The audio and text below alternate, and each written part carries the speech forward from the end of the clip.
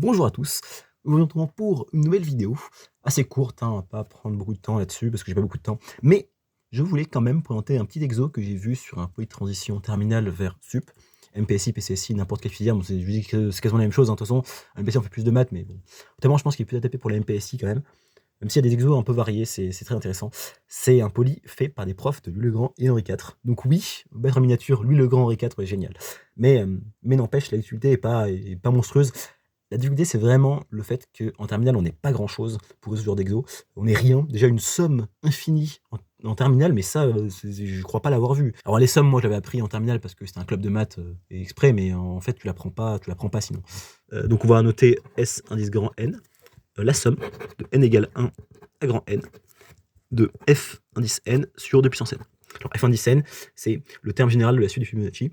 Vous voyez, la suite récurrente linéaire d'ordre 2. Très connue, très basique d'ailleurs en prépa, mais c'est vrai qu'en terminale, on n'a pas grand-chose pour résoudre ce problème. Alors comme je l'ai dit la dernière fois, l'idée pour les séries, c'est de savoir si elles convergent. Donc qu'est-ce qui se passe quand on fait tendre grand n vers l'infini? Est-ce que cette suite-là, c'est une suite, converge ou pas? Vous allez voir qu'elle converge vers un nombre qu'on peut déterminer. Et oui, ça c'est assez rare. Normalement, les séries, on termine juste si elles sont convergentes ou non, et trouver la somme, c'est beaucoup plus difficile. C'est beaucoup plus difficile parce que tu as très peu de formules, en fait.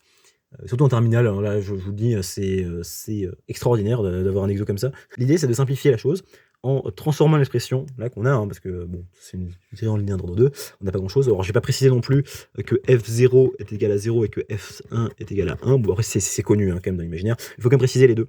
Donc, dans le polylogisme, il y a des choses qui sont admises, qui démontrent eux-mêmes avant de commencer les exos, et notamment l'expression de fn, en fonction de n, simplement, sans récurrence. Fn, c'est égal à phi 1 puissance n moins phi 2 puissance n, le tout sur racine de 5.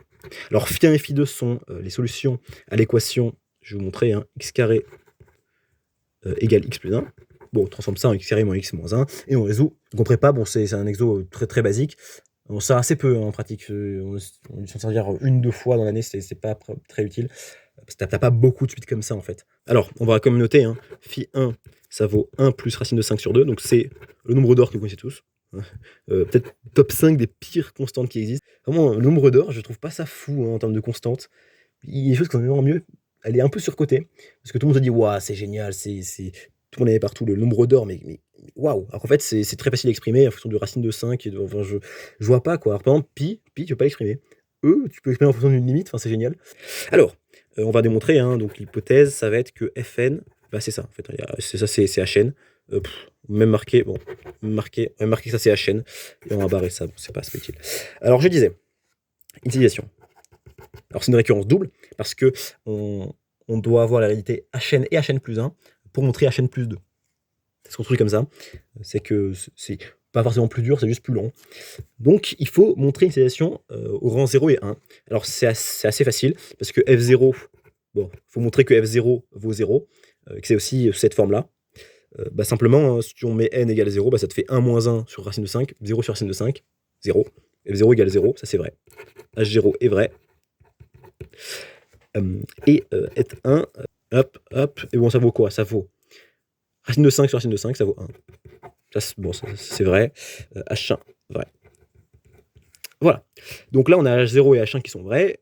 L'initialisation est vraie. Alors pour éditer, on va prendre un n naturel, tel que Hn et Hn plus 1 vrai. Et on va montrer que Hn plus 2 est vrai.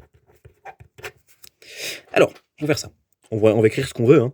Nous, on veut que phi 1 puissance n plus 2 moins phi 2 puissance n plus 2 sur racine de 5 soit égal à fn plus 2. C'est notre but. Fn plus 2, on sait que ça vérifie ça. Et puis bah là, on va s'en servir. Alors, on va écrire que phi 1 puissance n plus 2 moins phi 2 puissance n plus 2 sur racine de 5 à i.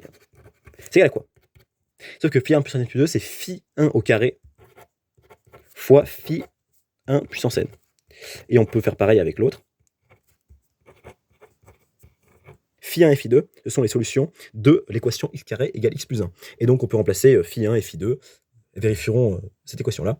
Et donc là, en fait, ça tombe directement. On tombe directement sur l'expression de fn plus 1 plus fn. Je vais vous le montrer. On fait phi 1 plus 1 fois phi 1 puissance n, moins phi 2 plus 1 fois phi 2 puissance n. On fait ça. Alors là, qu'est-ce qui se passe? Simplement, on va écrire, c'est 1 sur racine de 5, facteur de phi 1 puissance n plus 1, je vais l'écrire dans l'ordre, hein, moins phi 2 puissance n plus 1, plus phi 1 puissance n, moins phi 2 puissance n.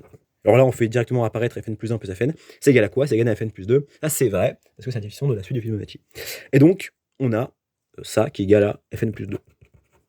On skip quelques étapes parce qu'en fait, c'est quelque chose que vous allez apprendre assez rapidement à résoudre. C'est pas, faut vraiment pas focus sur ces calculs-là, parce que bon, on saura le faire très vite.